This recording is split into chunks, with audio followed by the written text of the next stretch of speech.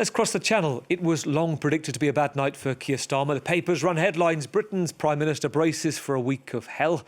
The man that promised change 2 years ago, winning a landslide, is on the back foot in the local elections. Many voters clearly feel change didn't come, that he became embroiled in what the infamous spin doctor Malcolm Tucker from the Thick of It comedy series would call an omni-shambles of crises, scandals, some of his own making and his own admission. But the hundreds of council seats lost in England, nightmare results in Wales and poor performance coming in from Scotland, combined with the relentless rise, it seems, of the populist party Reform, is causing pause and reflection, says the Labour Foreign Secretary, Yvette Cooper. Well, this is what Keir Starmer said earlier.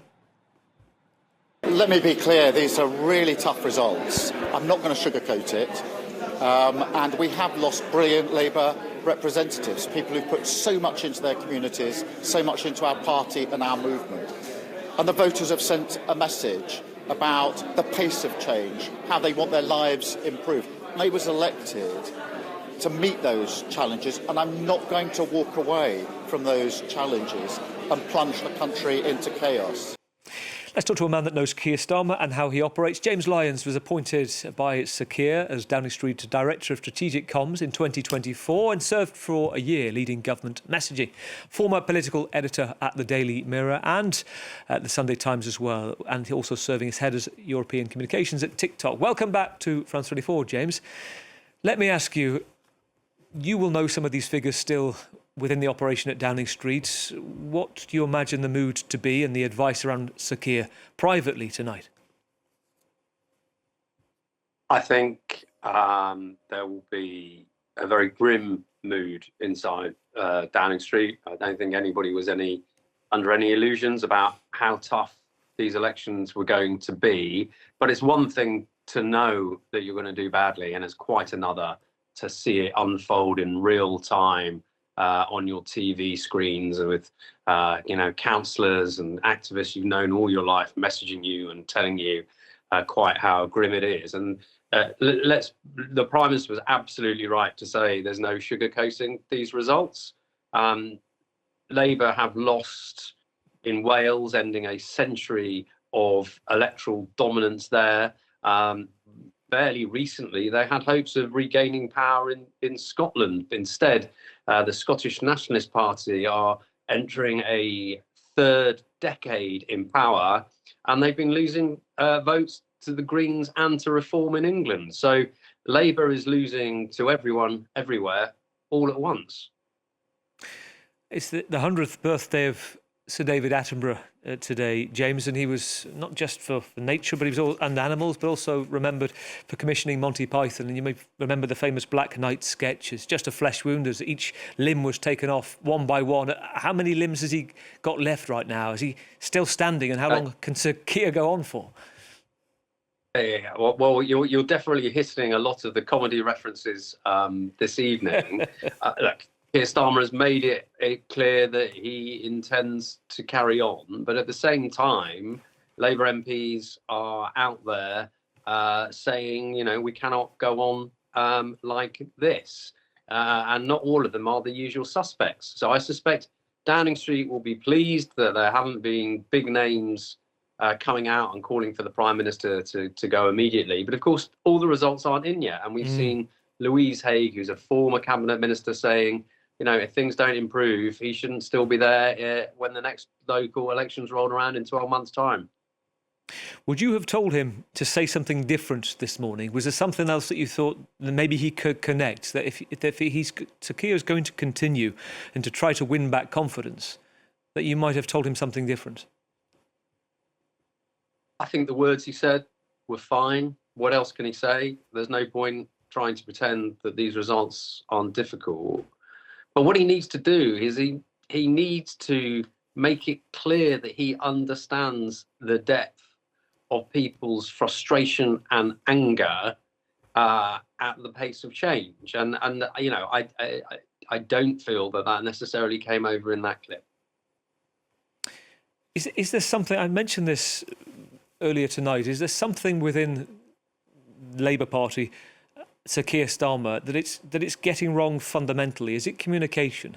Is it the fact that they're not seen to be doing enough on immigration? Is it, you talked about the cost of living as well.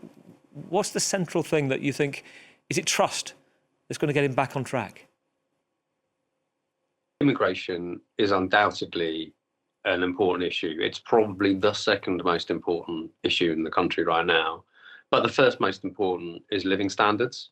And what we've seen is stagnation and decline in living standards ever since the financial crash of 2008. And people are fed up with the country not prospering, and their families not prospering, and their communities not prospering. And I think you have 2 decades of this kind of stagnation of living standards that have just meant people are coming to the end of their tether. When you step back and look at the communication from Reform and the people within that party, the messaging they're putting out there in the last few days, putting out the message that immigration centres should be built in areas where people voted for the Green Party. Controversial messaging that grabs attention, that grabs headlines. Just what are you making of that, and compare and contrast with Labour's message, trying to compete with that on a day-to-day headline basis? Nigel Farage from Reform and Zach Polanski from the Greens are very good at seizing attention. I don't think that would translate into sensible government, but they are very good at playing the attention game. Keir Starmer is not a kind of showy person. I mean, he doesn't want, he's not going to say those kind of provocative things. And if you look at what Zach Polanski's been saying the last few weeks, there have been some very, very provocative things. That doesn't mean you can't achieve some cut through, but all good communications is an argument. As P.T. Barnum said, if you want to draw a crowd, start a fight. Mm-hmm. It's a very interesting point. Nigel Farage saying today, talking about Beecher's Brook, which is kind of like the biggest hurdle and the biggest race in England for horses, the Grand National, saying that they've cleared it. And I wonder, to the extent where you are thinking now, you've talked about the people around Sir Keir Starmer, but for Labour to get to the election, survive the election in a couple of years' time, what they have to do, and realistically, is it going to be somebody else standing? The election is 3 years away. There is no way that the Labour Party are going to be going early, given the state of things. And what they need to do is very simple. They need to improve people's living standards and convince people that life is going to get better for them, for their families, for their communities, and for the country. And a brief point, when you are texting people today, old comrades, colleagues within Downing Street, what sort of messages are coming back? Can you give us an insight into the inside world of the kind of language being used tonight? Look, everybody is very focused on the job. Everybody's focused on message. It's a professional outfit in there. But my sense is that even the gallows humour is running thin. James, it's always very good to have your perspective and analysis. Thank you. James Lyons, former Downing Street Director of Strategic Comms. Thank you. Former political editor of The Mirror and Sunday Times as well. Stay with us. We'll be back on The Worldview in just a moment.